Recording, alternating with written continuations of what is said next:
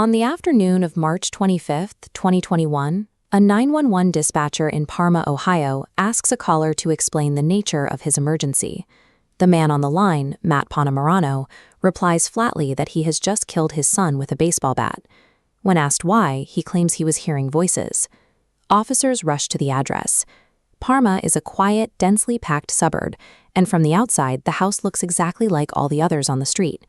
Inside, however, they find a scene of absolute devastation. The living room walls, floors, and ceiling are covered in blood. Lying in the center is 5-year-old Jax Ponamarano. The trauma inflicted by the 29-inch aluminum bat is so severe that responding officers record his facial features as completely indistinguishable. Yet, within hours of Matt's arrest, his family constructs a completely different narrative. On recorded jailhouse phone calls, his mother weeps, telling him that was not you, and blaming the murder on a demon. She insists the son she raised could never commit such violence. Even Jax's mother rallies to his defense. Together, they characterize Matt as a loving, protective father whose mind was hijacked by a failing medical system. To them, the murder is the tragic result of a sudden, uncontrollable psychotic break. Investigators are faced with two irreconcilable facts. A small child has been beaten to death in a sustained, brutal attack, and the killer's entire support system refuses to hold him accountable. To understand what actually happened in that house, detectives have to look past the family's absolute denial and determine Matt's true intent.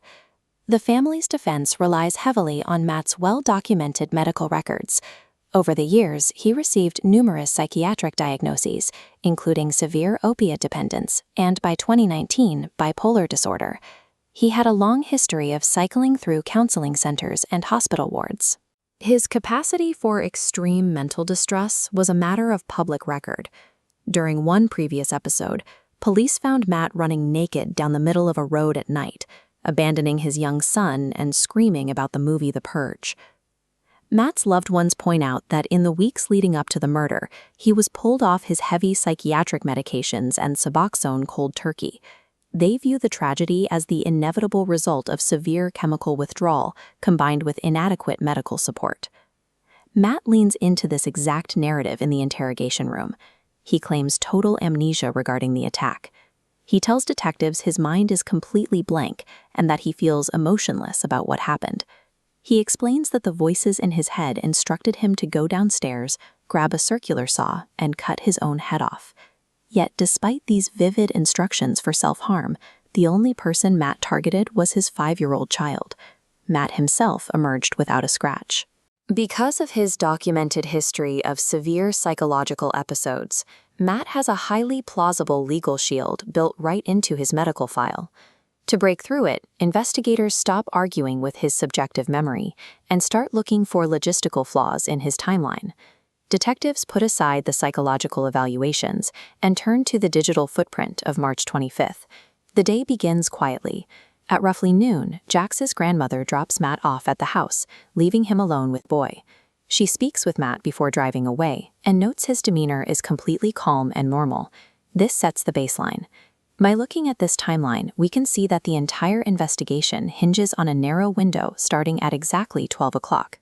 At 12:38 p.m., Matt uses his phone to text Jax's behavioral therapist.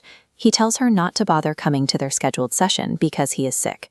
By sending that text, Matt deliberately ensures he and his son will remain entirely isolated in the house. Jax is nonverbal and autistic, relying entirely on an iPad communication device to speak. He has no physical or verbal means to defend himself or call for help. At 12:56 p.m., Matt's phone accidentally dials the therapist. In the ensuing 3-minute voicemail, Jax can be heard happily playing in the background. There is no yelling, no escalating crisis, and no indication of an ongoing psychotic break. These timestamps reveal a calculated sequence of events. Canceling an appointment to guarantee privacy is an act of premeditation. It requires planning and forethought, contradicting the very nature of a chaotic, sudden psychotic episode. The final blow to Matt's defense comes from his former peers at a drug rehabilitation facility. Their testimony shatters the family's insistence that Matt was a universally devoted father. According to the residents who lived with him, Matt openly resented his autistic son. He complained that Jax put a damper on his life and chillingly stated that he would rather see the boy dead than suffering. He even talked openly about beating or choking him. When detectives pressed Matt in the interrogation room, asking him point-blank why he targeted his son and demanding he walk them through the events, his supposed amnesia dissolves. He simply crosses his arms, refuses to answer, and retreats into a stubborn silence. In November 2023, Matthew Ponamarano abandoned his mental health defense and pled guilty to aggravated murder. At his sentencing hearing, he displayed his true lack of remorse, yelling out to the court to get it over with so he could go drink his coffee. He was sentenced to life in prison.